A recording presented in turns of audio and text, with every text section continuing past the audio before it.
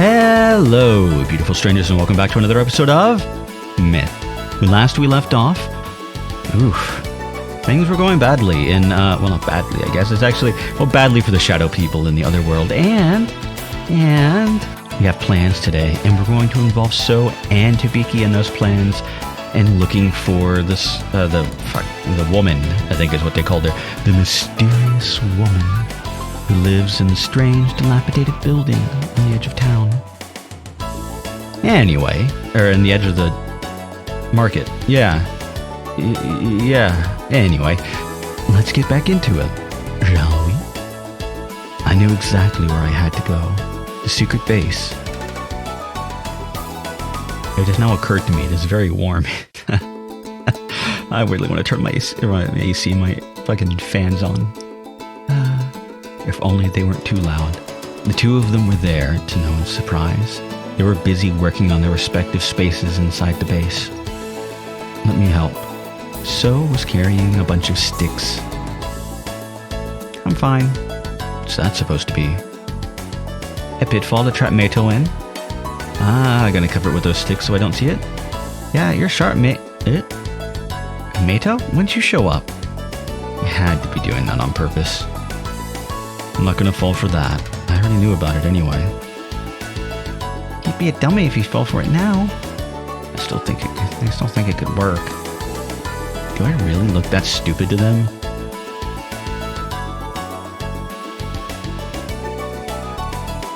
Yes.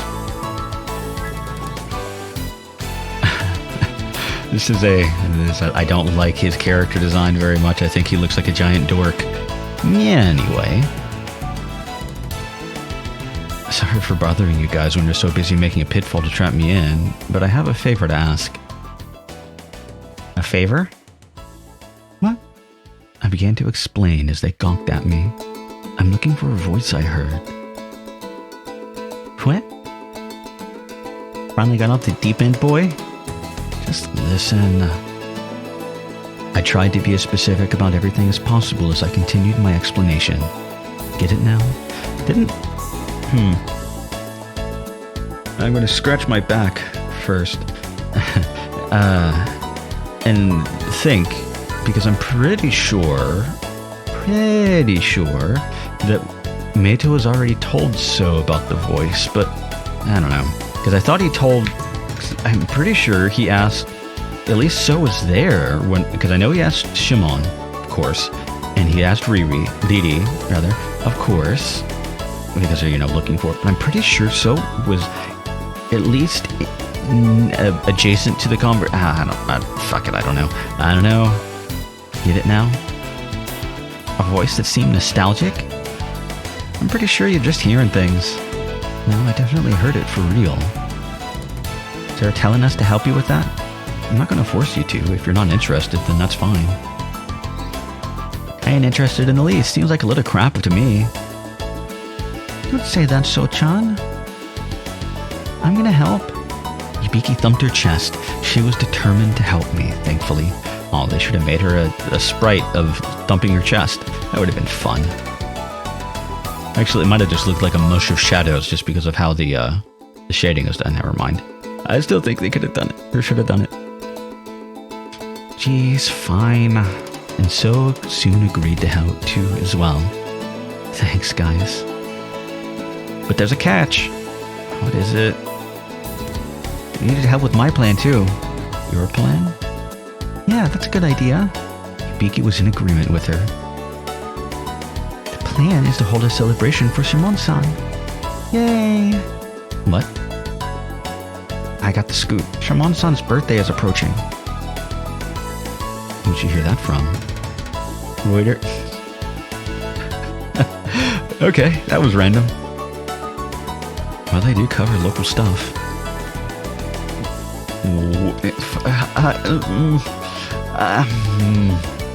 Moving on. But the truth is that you just heard it from Hibiki, right? You see through everything. That was the only thing that made sense. Or going through her, pocketbook or something, or a calendar or whatever. That's right. Whoa. Hibiki suddenly piped up. Shimon's birthday is in 4 days. I want to hold a birthday party. 4 days. So we had time to prepare.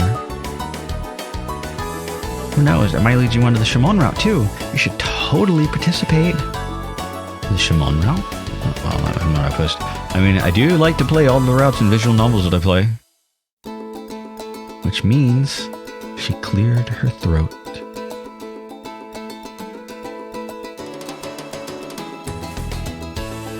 Yawn. That was sudden yawn. You give Shimon-san a present. She's happy. She starts to think about you more. She starts to think of you as a potential lover. Get your sexy on. I sighed. You're an idiot. Not that I didn't already know that. I said might for a reason, you know. All I said was that maybe you two...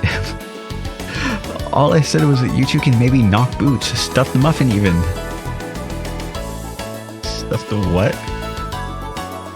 What does that mean, Meito-san? Just be quiet, Hibiki. Well, you see, the stork's penis... The stork story is fine, but don't actually tell her the real thing. She's so juvenile. Well, she fucking made me corpse.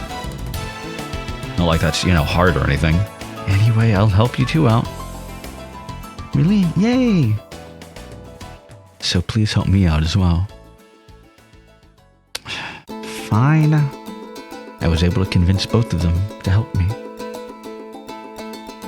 Okay, let's head to for the market. Can't you even see what we're trying to do here? I guess they wanted to finish up working on the secret base for the time being. I didn't want to force them to help me right away anyway. Alright, you guys can come later. Okay. I headed for the market alone. He's gonna fall for that pitfall trap, isn't he?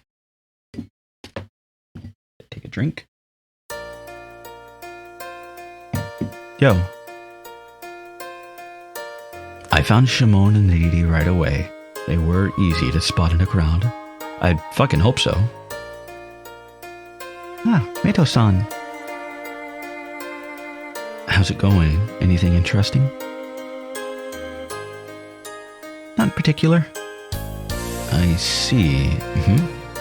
It seemed like they were trying to hide something. What are you hiding?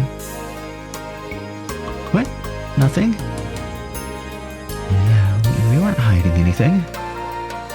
Both of them had their hands behind their backs. Did you actually stumble across a clue? I tugged at Didi's hand. And vegetables and cotton candy. How the fuck do they even make cotton candy in this time period? I don't actually know the answer to that question. I don't really like cotton candy. I know how it's made like nowadays. I've seen it made before anyway. But how could you have made cotton candy back in the time period that this is sort of inspired by? I don't actually know. Because I don't like cotton candy near enough to look it up or care about how to actually, you know, make it not using a... whatever the fuck those things are called. Shimon had the cotton candy. Of course she did. The only cotton candy I care about is Carol. Anyway, it's a weird manga reference for you. Are you guys... We were serious about asking around at first. She's right. I asked the grocer. And I went to the candy store. And I found that fresh radish had come in. And the candy man started to make cotton candy.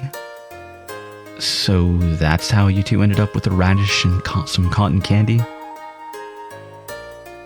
It was fresh, so... It was free, so... Alright.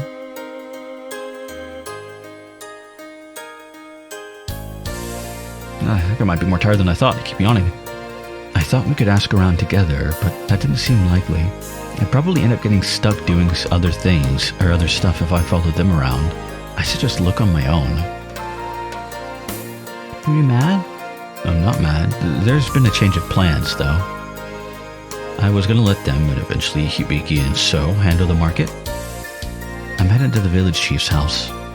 I may be able to get some new variation from him. I didn't feel averse to meeting him anymore, so I should be fine on my own. I see. The chief's house is past the market. Thanks. I gave Dee Dee my gratitude. Anyway, just keep asking around. Okay. I headed to the village chief's house after that. I turned around. Don't get too sidetracked. Huh? The two of them already had a bunch of random goodies in their hands. Ah, these two. This should be it. It was a large wooden residence. It only made sense for this to be the village chief's house. Time to go inside. I opened the door. Hey! I shouted at the entrance, but no one responded. Is anyone home? Hello? Is there anybody in there? Hello? It was unlocked. That was kind of careless. I prickled my ears up. I could hear people talking. Seems they're home. I guess I'll head inside then. Hey, I'm coming in. I said that once again, this time even louder, and went inside. Then I headed in the direction of the voices. The voices got louder as I advanced. Hey. The room was filled with sunlight, and an older-looking shadow was there. He must be the village chief. I don't have the skill. He kind of has Vegeta hair. I don't have the skill to do the voice that I went through this entire series having in my head for him, which was the voice that Lanny does. Nick, I think is his name. Nick Landis, I think is his full name. Lenny Pator, Lenny, whatever you want to refer to him as. Nick, whatever. His voice for Roshi in DBZ Abridged. That's the voice I envisioned him for. I also just noticed he kind of has, he kind of has Vegeta hair, but let's not think too much about that. I'm also not capable of doing that, sadly, but well. Shimon's friend. Yeah, to an old man voice for some reason. Shimon's. Yeah. Oh, I'll keep trying eventually. How did you know? Shouting like that made it obvious. True. I cannot seem to do an old man voice today because I keep wanting to yawn. Every time I try, yawn. He had a unique way of speaking. It was similar to So's. Sorry for just barging in. I called for you at the entrance, but I was just busy as all. Don't sweat it. You're Mito Tanabe-san, aren't you? It was then that I realized there was a slender shadow beside the chief. Who are you? Nice to meet you. I'm Katomi. Oh, Hibiki's mother, yes. Thanks for looking out for her. Katomi lowered her head. The pleasure's all mine. I thanked her. This made things easy, though. I could hear both sides of the story. Anyway, how are you doing? Huh? Those hemorrhoids no longer flaring up? Those two couldn't think of a better excuse for me not coming the other day. Soft cushions help? Enough about that. I changed topics. I'd like to check with the two of you two about the topic from the other day. And got straight to the point. I wanted to talk to you about that too. The chief seemed to remember something. Did he think about it again since the other day? I knew I wasn't wrong about that book I mentioned. In other words, my bookshelf is packed, so Katomi spoke up. I didn't notice it at first because the bookshelf at my house is literally filled with books. But then I realized there was space for just a single one. So you're saying that's where the book about voices might have been? Wait, you told Shimon and Riri that you didn't know about it, right? I searched for that book when they visited. That's how I found that open space on the bookshelf. And after that, I thought about it for a while, and then I began to feel like I really did have a book like that. The reason why she was at the village chief house was probably because she was asking him about the specifics concerning the book. So many damn books, can't remember them all. Did she really have that many? I guess it didn't really matter. She lost a book, and while it not have been the book I was searching for, she said she did think she had one concerning voices. Seems like it'd be worthwhile to look for that book. I told them my honest thoughts. It might have just been a waste of time, but I had no other solid leads. Do you remember if you dropped it somewhere or something? She'd have probably found it already, she did. That's true. I guess we can just comb through the village, but it'd be nice if we could pinpoint a specific location. The village was small, but not small enough that it wouldn't be a serious undertaking to comb through the entire place for a book. Don't worry, I've got some ideas. Meaning? You likely didn't take it out of the village. She very rarely leaves. Kotomi nodded. And the market and other busy areas are unlikely. How can you be so sure? They'd have returned it if they found it. It's customary to do that here. No one's going to snatch it for themselves. And no one else reads books besides Kotomi. That's why if anyone had found it, they'd have already given it back to her. That's weird. And also horrifying, the fact that she is literally the only person in the entire village that reads books. Ugh. I don't want to think about that too much. So it had to be in the village, and likely someplace where not many people visited. We'll have the youngins check the busy places like the market. Could you check elsewhere? If you have any plans in mind, go for it. I didn't have a place in mind. That really old house that Kotomi apparently visited recently. Kotomi, do you remember anything about the book? Like what the cover looked like or anything? If you know a title, that'd be a great help. I looked through all my books, but I can't remember anything about that one. It's quite strange. So it's possible its contents were technical in nature or something. Like for enthusiasts? Voice enthusiasts? Moaning for dummies? I don't think you need to be taught how to do that. Feeling some serious deja vu here. God, the village chief is also an idiot, it would seem. Oh, good. Anyway, I knew what I had to do. I should get going. Alright, I'm going to start looking around. I stood up and made to leave. I should get going too. I'll check my house as well once I get back. Thanks. Could you let me know if you happen to find it? She replied with, of course. Kotomi and I left the village chief's house after that. Kotomi headed back for her own place. I went in the opposite direction, toward the woman's house. And on the way... Yo, you! You never let up, do you? I found Hibiki and So at the market. You guys done with the base? Shut your mouth! She kicked me. Really hard, too. Who knows who's listening? Don't talk about that here! Alright, fine, whatever. We're not done. I see. That's why they were at the market. Sorry for making you guys spend your time helping me. It's okay. Hibiki bashfully giggled. Hiccup. I can die for my love. Be my guest. I joked. I'll do it. Let me die. It's been a while. Grip my neck hard. You really think I'm gonna die like that, you big idiot? I still couldn't keep up with her. Life is wonderful. Yes, I can feel the hot blood coursing through my veins. They were both being total weirdos. I don't think they were being total weirdos, at least in So's case. I think she just is a total weirdo. Hibiki, I think she's just usually influenced, so, you know. We'll find out later, I guess, as we go through, maybe, hopefully, fingers crossed. So, find anything? No one seems to know anything about it. Huh. Yeah, I guess asking people at random isn't the best approach. Plus, what I was looking for was kind of too abstract to begin with. I'm okay looking around for a bit more. Thanks. I headed off after giving them my thanks. You aren't going to look with us? I've got something else to take care of.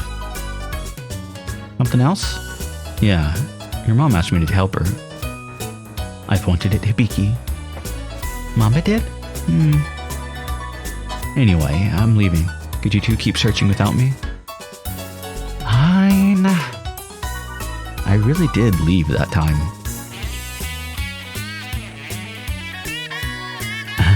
Lily-san, look at this paper balloon. It's made of paper. What else did you expect a paper balloon to be made out of?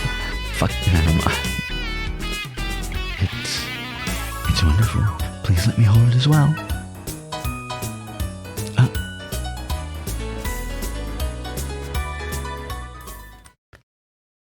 This is the moment that if I were in his position, I would find the nearest wall and find out what it would feel like if I tried to place my head inside the wall by force.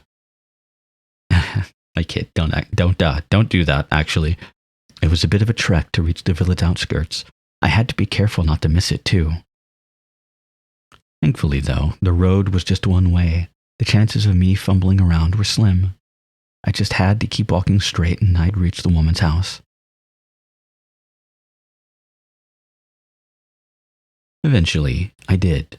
I couldn't sense anyone around, just like before. Is anyone there? I tried to shout, to check, but no one responded. Did anyone really live in that house? I wasn't doubting Katomi or anything, but I can't really imagine someone living here, Pop. You would think it'd look more lived in or something. I looked around. There was a bunch of junk lying around at random and a great deal of cobwebs. It was hard to imagine that it could even be more than an unorganized storage place. I wasn't paying attention. That's why I didn't notice it immediately. However, recalling what Katomi said is what led me to find that book. Nothing was written on the dirty cover. It might have just faded away. I flipped through the pages. Contents were like a diary. Whoever wrote it started writing on the day they visited a different world, and the reason why they did was to search for a voice. The entries continued for a second and third day. I felt déjà vu just by reading it. There was no subjects or anything, so I couldn't say for sure, but whoever wrote this seemed to be doing very similar things that I was doing now. But there was no point thinking about it too hard. I looked around the room again, but soon realized there were no other books, so I left. Ow. Just, have my phone kind of sitting under my leg on my chair, and I, pulled it out, and my phone pinched my skin of my leg into the leather of my chair. That hurt bad. Ow. This was indeed a book about a voice, and it was in the house that Katomi recently visited. I should not do that, because I keep, when I drive, I put my phone, under my leg when I'm driving, because I use hands-free. I use GPS on my phone quite a lot.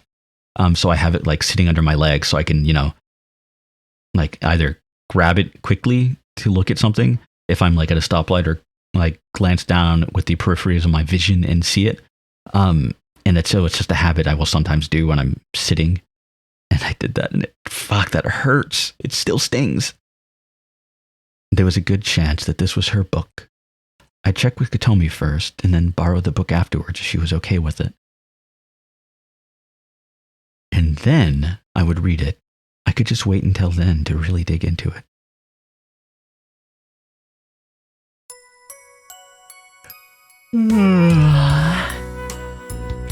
Shimon yawned as I headed into the living room. Fucking fake yawning like that made me actually yawn. Shimon yawned. Yeah. What's up? I'd figured I'd at least ask her that much. What? Meto-san? She glared at me. You're terrible. We were searching for ages. Where did you go? I was just taking care of something. Taking care of what? What's it matter? Anyway, did you find anything? That's going to be the first thing you ask even though you ditched us? Now, Shimon-san, it's okay. Yuri came to my rescue. She was knitting. I want to learn how to knit, but I don't have the patience, mostly. I'm sure he had something important to do. I'm quite good with my fingers, but I play guitar. That wasn't some fucking vague innuendo. I am quite good with my fingers, like with intricate little details. Sometimes I play guitar, so I have pretty good control over like fingering and fuck. I'm digging myself into a bigger hole. I'm gonna move along and pretend I just didn't say anything. She put away the thing she was knitting. It looked like a long, narrow tube of sorts. She had made some serious progress. But Shimon didn't let up, though. Are you worried? No, but Shimon smiled. She was a stickler for weird stuff. I didn't really get it. I'll apologize for ditching you guys. I'm sorry. It's fine. Let's have dinner. That'll make things all better. Dinner equals me. I don't think you're for dinner. So suddenly showed up. Which made sense since it was time to eat.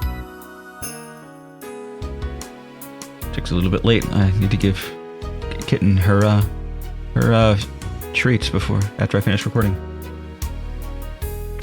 Because I usually give it like 5 minutes ago. Anyway, I'll try to hurry this along then. We ate our usual dinner, sitting in our usual spots. And you're gonna not show the picture? Oh, fine. So let's hear the results. I waited until after they were done washing everything to ask them. I had So stick around too. We asked around, but... Fuck, I keep yawning. We asked around, but no one knew anything. Same for me and Hibiki-chan. The villagers didn't know anything, I guess. Still, the voice had been one telling me to come to this world. Just didn't make any sense. Sorry I wasted all your time today. It's fine, we have nothing better to do anyway. That's true. I have better things to do. I haven't forgotten. Calm down. Better not have... Forgotten? About what? Don't worry about it. I couldn't let Shimon know about that, for obvious reasons. Oh, come on, tell me. It's a secret. You'll know soon enough. Tell me. The music stopped. It was like time itself froze. Shimon-san, you don't have to get mad. Yeah, she's right. That was a bit much, Shimon-san. Deidei began whispering to Shimon. What had gotten into her? She was unhappy. There was something off about her today. Did something happen? Pop, pop, pop. No. Nothing at all. She began to smile again. Deidei smiled as well. What was going on? That was odd. Odd indeed. Doo-dee-doo. Doo-doo. Doo-ha. You're so damn annoying. I finally got her to shut up. What the hell was she singing? I was worried about you is all. Yeah, I guess I'm feeling a bit down. So what's on your mind? Shimon. Oh, the birthday party? Yeah. Right? Right? Wasn't that what I was worried about? Yeah. So, what are we gonna do? She was the one who had the idea in the first place. I wanted to hear what she had in mind.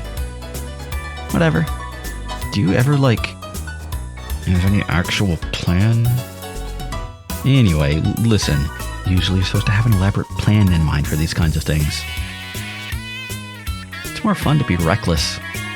I'm just stating facts. I'll admit that being reckless can be fun, but it isn't suitable for achieving clear goals. That's why we need a plan. We should consider what to do in case of failure as well. You've got to improvise if necessary. I ain't good with that kind of thing, though. I know that. What do you think I'm here for? You're gonna make me cry. Alright, whatever. So what's your plan? To celebrate her birthday. What do we need in order to do that? We need people to celebrate with us, and birthday presents. The grander the celebration, the better, and it'll mean our plan was a success. We're so good at this. Just common sense. Anyway, we need more people than just you, me, and Hibiki to celebrate her birthday. Obviously, 2 kids and a butt ain't gonna cut it. A butt? What? For pooping, silly. I'm just saying we need more people. Yeah, we need people to help us. Maybe Riri-san or Kotomi-san? And the village chief. He's kind of an eccentric, but he seems like he'd be willing to help out. Oh, an eccentric, huh? He still hasn't met the village chief. I get the feeling they'll get along well, or they will hate each other entirely. That's usually what happens to similar people in my experience. They either get along really, really well, or they fucking despise each other. So we'll ask all of them tomorrow. We can figure out presents and whatnot after that. What about your search for the voice? That's on hold for now. Shimon's birthday only comes once a year, after all. It wouldn't hurt to put that off a few days. It's not like there were any time limits in place. Besides, I promised to do this. I had an obligation to follow through with it. Good. So agreed with me. Time for bed now. Sure. We went into our futons and fell asleep.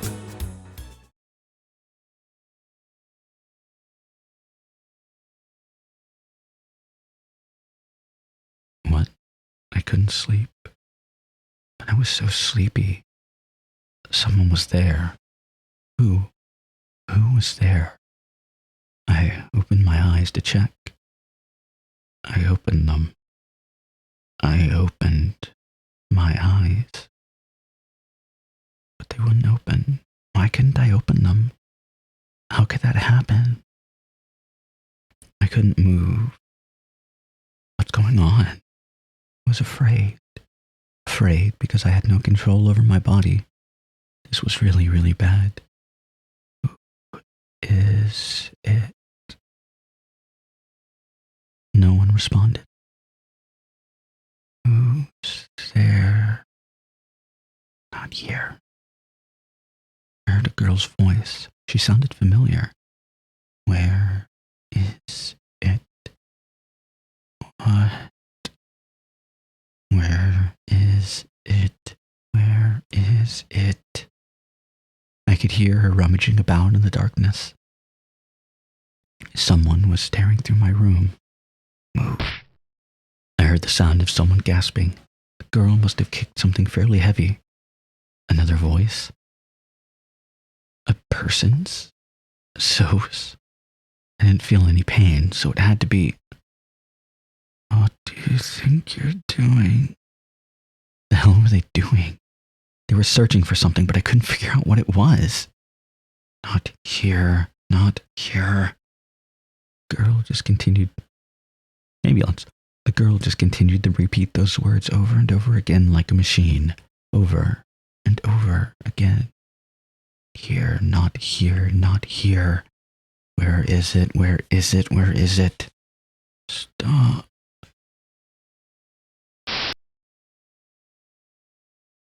And I think that is where I'm going to end off this episode.